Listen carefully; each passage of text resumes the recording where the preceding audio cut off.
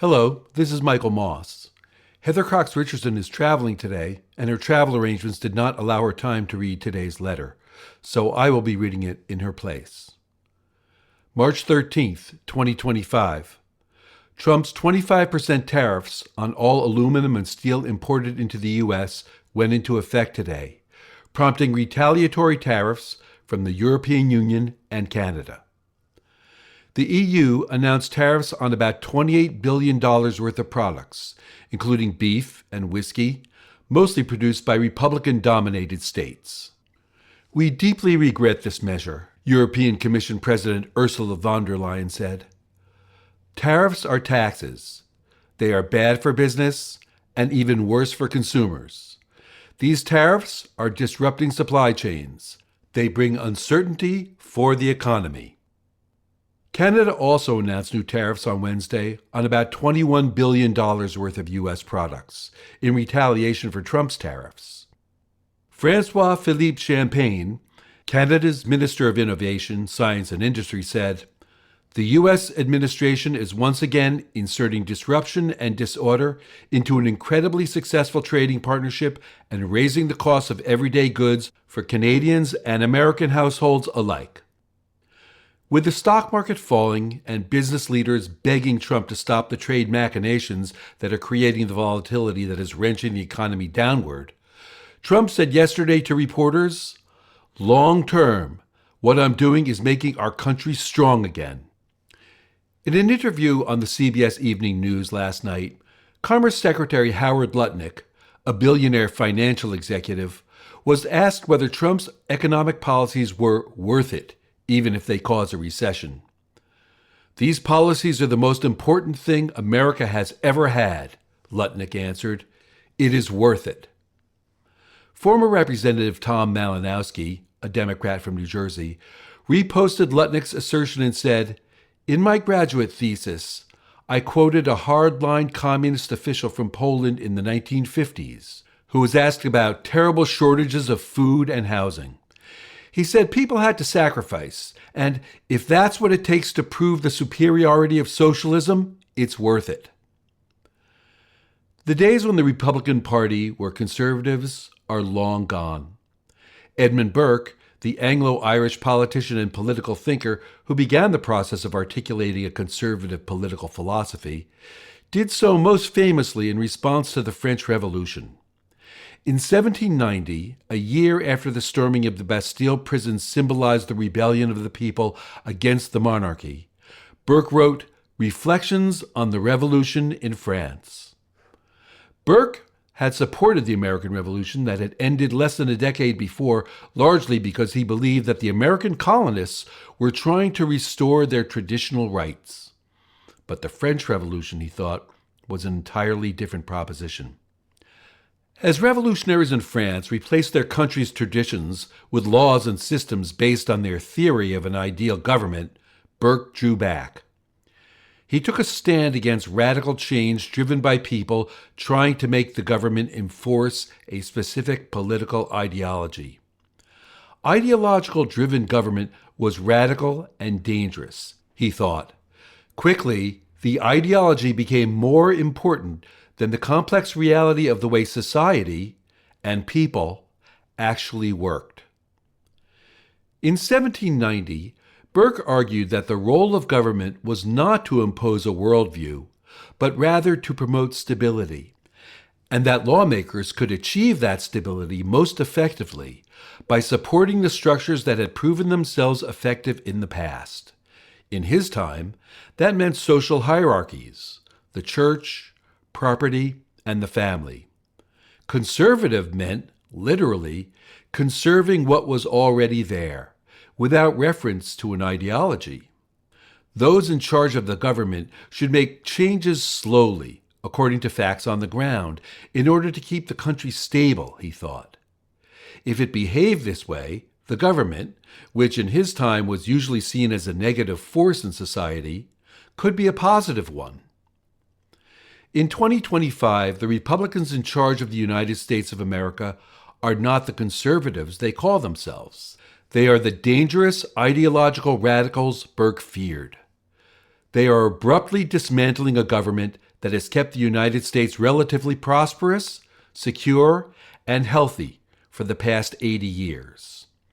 In its place, they are trying to impose a government based on the idea that a few men should rule.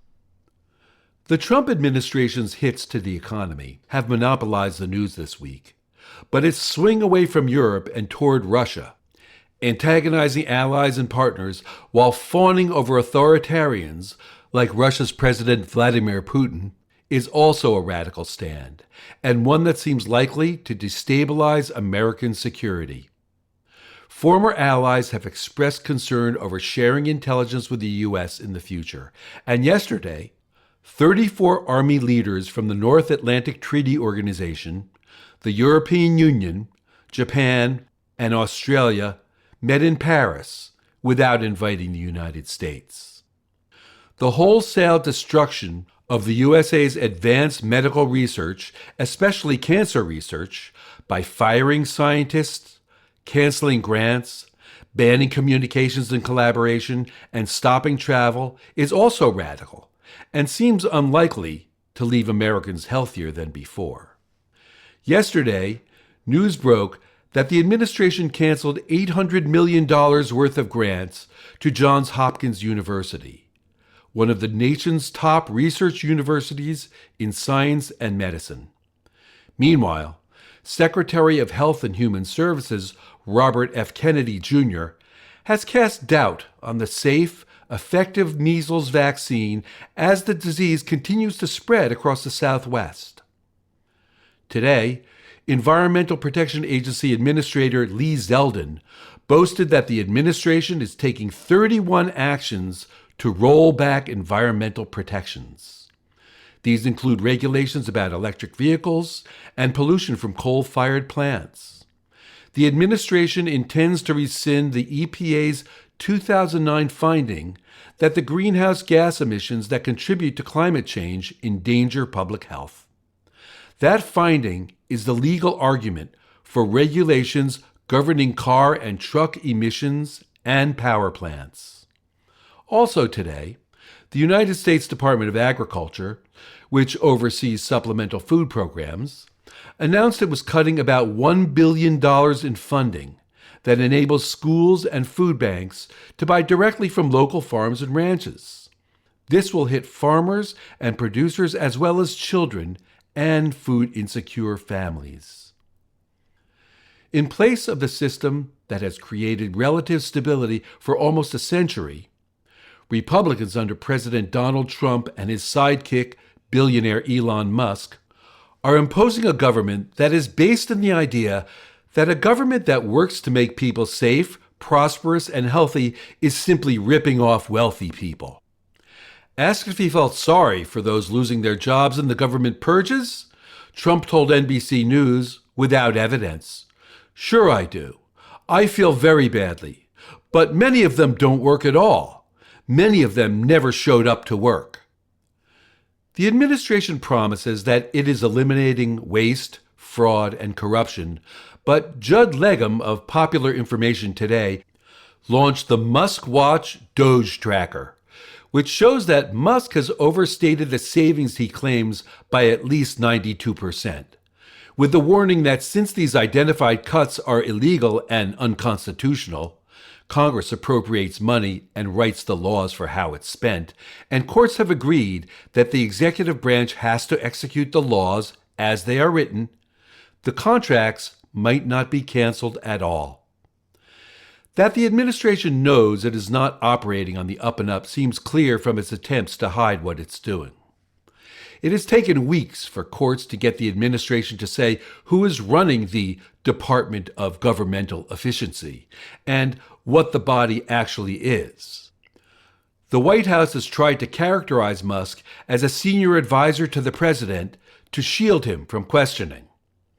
But today, in response to a lawsuit by 14 attorneys general from Democratic-dominated states arguing that Musk is acting unconstitutionally, U.S. District Judge Tanya Chutkan ordered Musk and Doge to turn over their records and answer questions, giving them 3 weeks to comply.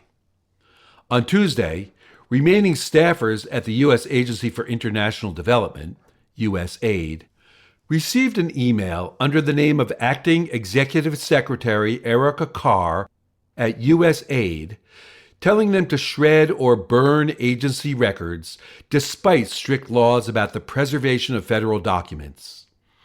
Haphazardly shredding and burning USAID documents and personnel files seems like a great way to get rid of evidence of wrongdoing when you're illegally dismantling the agency, said Representative Gregory Meeks, a Democrat of New York, the top Democrat on the House Foreign Affairs Committee. 2 lawsuits are already challenging the order. And the corruption in the administration was out in the open yesterday. After Trump advertised Elon Musk's cars at the White House, Theodore Schleifer and Maggie Haberman of the New York Times reported that Musk has signaled to President Trump's advisors in recent days that he wants to put $100 million into groups controlled by the Trump political operation. This is separate from Musk's own Political Action Committee, which dropped almost $300 million into the 2024 election and which is now pouring money into next month's election for the Wisconsin Supreme Court. The government that Trump and Musk are destroying, with the complicity of their party, is popular, and Republican members of Congress are apparently unwilling to have to vote on the policies that are putting their radical ideology into place. In an extraordinary move yesterday, House Republicans made it impossible for Congress to challenge Trump's tariffs. The Constitution gives to Congress, not the President, the power to impose tariffs. But the International Emergency Economic Powers Act allows the President to impose tariffs if he declares a national emergency under the National Emergencies Act, which Trump did on February 1st. That same law allows Congress to end such a declaration of emergency, but if such a termination is introduced, as Democrats have recently done, it has to be taken up in a matter of days. But this would force Republicans to go on record as either supporting or opposing the unpopular economic ideology Trump and Musk are imposing. So Republicans just passed a measure saying that for the rest of this congressional session, each day shall not constitute a calendar day for the purposes of terminating Trump's emergency declaration. The Republicans' legislation that a day is not a day seems to prove the truth of Burke's observation that by trying to force reality to fit their ideology, radical ideologues will end up imposing tyranny in the name of liberty.